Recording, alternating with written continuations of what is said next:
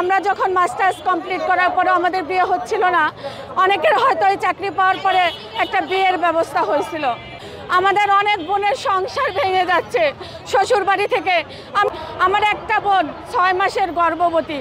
আমরা নারীরা মায়ের জাত, সেই মায়ের জাতে পুলিশ লাথি মারা হয়েছে। হ্যাঁ, আসলে আমরা আজকে 3 দিন যাবত এখানে অবস্থান করতেছি। অবস্থান করার পিছনে আমাদের যে বিষয়টা আসলে অলরেডি আপনারা অবগত হয়েছেন।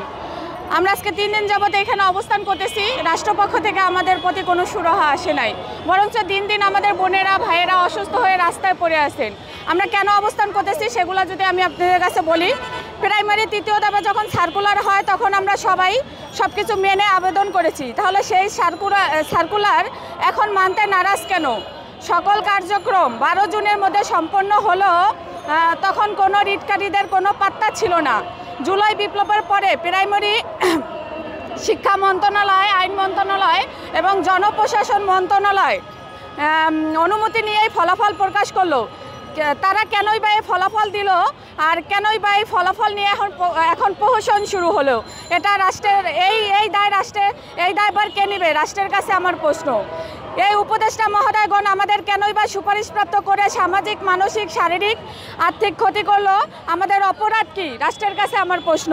আমার প্রশ্ন না শুধু আমাদের 6531 জন ভাই বোন সাথে তাদের ফ্যামিলি সবার প্রশ্ন। নতুন গঠিত সরকারই তো আমাদের নিয়োগ দিল, তাহলে নতুন গঠিত সরকারই তো আমাদের আবার আজকে রায় মানতে বাধ্য না। তাহলে কি সরকার নিজেই এই আমাদের রাস্তায় কোনো মূল্য নেই? তাহলে কি এই সরকারেরই কোনো মূল্য নাই? সরকার কি অযোগ্য ছিল? কেন আমাদের এভাবে সুপারিশপ্রাপ্ত করার পরে আমাদের সামাজিক, মানসিকভাবে হেনস্থা করলো? সকল নিয়ম কানুন মেনে ফল প্রকাশ করার পরও কেন এখন প্রহসন? 31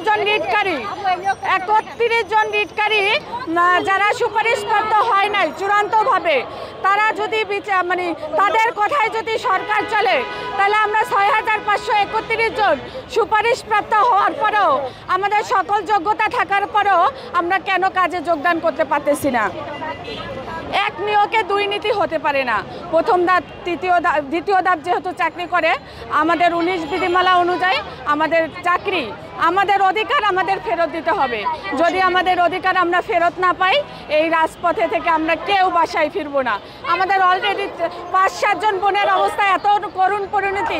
আমার বোনের অবস্থা কেমন আমরা জানি না, আমরা খোঁজ নিতে যেতে পারি নাই। সকালে আজকে আমার আরও 2টা বোন অসুস্থ হয়ে গেছে। যখন আমরা যখন মাস্টার্স কমপ্লিট করার পরে আমাদের বিয়ে হচ্ছিল না, অনেকের হয়তো এই চাকরি পাওয়ার পরে একটা বিয়ের ব্যবস্থা হয়েছিল। তখন তার শ্বশুরবাড়ি জানছে যে আমার ছেলের বউ চাকরি করে। আজকে যখন সেই চাকরিটা সে হারাইছে, শ্বশুরবাড়ি থেকে বের করে দেওয়া হয়েছে। রাষ্ট্রকে এই দায় নিতে হবে। কি অপরাধ আমাদের, কি দোষ ছিল আমাদের? রাষ্ট্র আমাদের সুপারিশপ্রাপ্ত করছেন। আমরা যেখানে আজকে স্কুলে থাকবো, বাচ্চাদের শিক্ষা দেব, সেইখানে রাস্তায় এসে আমার বোনেরা ভাইয়েরা ছোট ছোট বাচ্চা নিয়ে আজকে রাস্তায় পড়ে আছে। আমরা আপনাদের মাধ্যমে সকলকে জানাতে চাই, প্রধান উপদেষ্টা আমাদের অধিদপ্তরের বিধাননন্দ স্যার, যিনি আমাদের আশ্বস্ত করেছিলেন আমরা নাকি তার পরিবারের অংশ, যে বলেছিল আমরা রাস্তায় আছি মানে তার পরিবারের সদস্য রাস্তায় আছে।